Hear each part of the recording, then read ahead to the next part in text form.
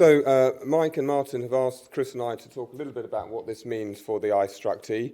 This is the last of these sort of setting the scene sessions, so we'll be brief. We need to get on with this. I can sense people straining at the leash to start discussion, so we'll be very quick. So I'm Ed Clark. I currently chair the Structural Futures Committee here at the institution. Chris Pembridge, I'm a director with WSP and I chair the Sustainability Panel. So what does this mean for the institution? Well, this is an extract from Martin's open letter to the profession that he posted on the institution website earlier on in the year when the declaration went live. So the institution has an important role in helping the profession to understand the implications of the mindset change that we all need to address, that needs to occur.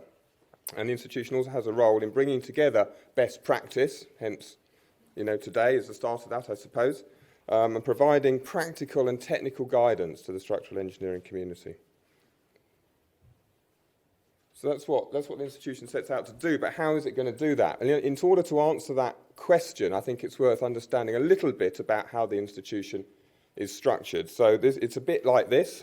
Might not be exactly like this, and Martin, apologies if this isn't 100% right, but I think it's near enough. So we have the Board of Trustees, of course, and then 5 headline committees that take care of all the institution's functions. And the Engineering Leadership Group is the bit of the institution that drives the strategy, the technical strategy, leads the technical direction of the institution.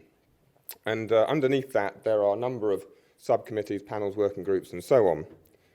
And in terms of the 2 groups best placed to help the institution drive its response to the climate change emergency, the Structural Futures Committee and the Sustainability Panel are those groups that are best placed to do that, hence Chris and I standing here. So what do those groups do? Well, the remit of the Structural Futures Committee is to identify future issues that will challenge the profession, set up a dialogue around change. So that committee is quite broad. Over the last few years, we've looked at everything from AI to city resilience to the future of education, as well as issues around sustainability and climate change. The members of that committee are not necessarily domain experts in any of those fields, but represent a broad cross-section of our community. They're good thinkers and agitators. They're good at driving changes in behaviour and working practice. So that's how that panel will contribute to this. And a little bit about the Sustainability Panel. I got involved with the Sustainability Construction Panel as it was back in around about 2009.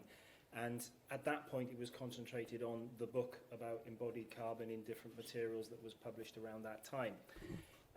It eventually developed recently into the Sustainability Panel, because up until then, it was sort of looking at materials technology, looking at efficiency in the use of structures.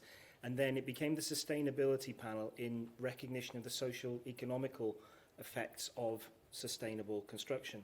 So what you have within that panel is a team of very passionate people for the environment.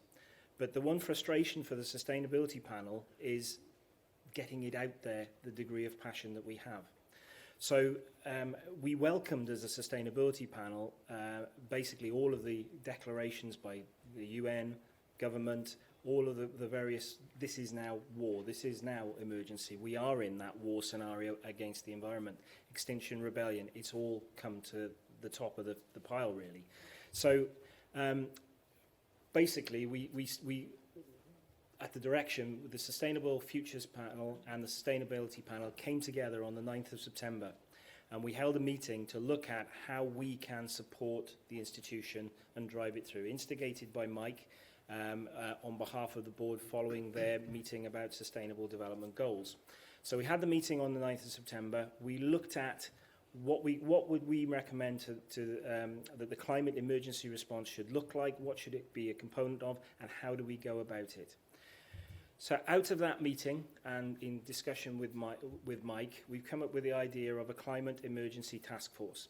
And that task force will comprise, at this moment in time, of the Structural Futures Committee members to give us that new passion, that new drive, looking towards the future, the younger look, the people that are really going to be affected by this, together with the passionate people, those people that we've already got on the Sustainability Panel, to drive this forward.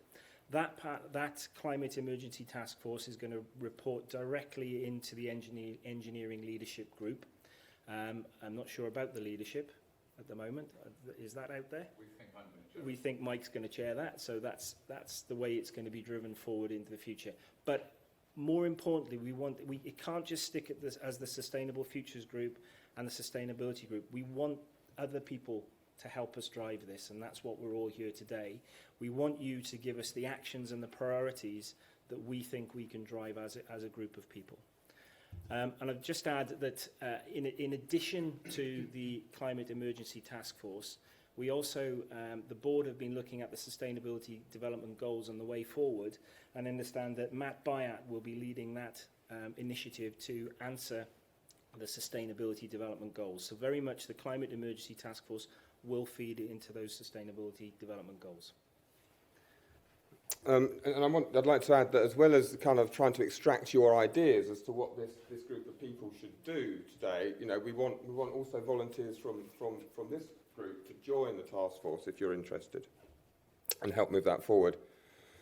What that task force is going to do is at least partly determined by the output of what we're going to discuss today. So not wishing to sort of preempt that, but what we're sort of expecting is that it will have at least these four kind of streams of workflow around setting policies and standards, both internally within the institution, but also influencing policy externally too.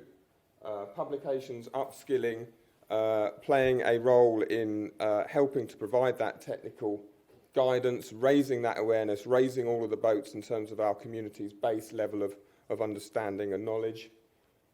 Sharing performance data and best practice, I'm sure that will be a large feature of what we talk about today. And also reviewing what we teach the next generation of engineers and how we can drive research and collaboration between industry practice and academia to develop the research direction in this area. So that's it. That's what we think this means to the iStruct and a brief description of how the iStruct is set up to respond.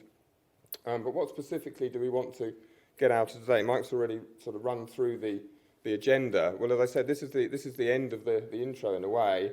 We're going to move on to hearing a little bit about sharing of examples from practice where we're at today, and a range of different speakers there. And then this afternoon will be more focused on moving forward. It will be workshop based, and importantly will be action focused. What are we actually going to change? And finally, as Mike said, we'll be seeking commitment from all of you to develop and share action plans for your own individual organisations.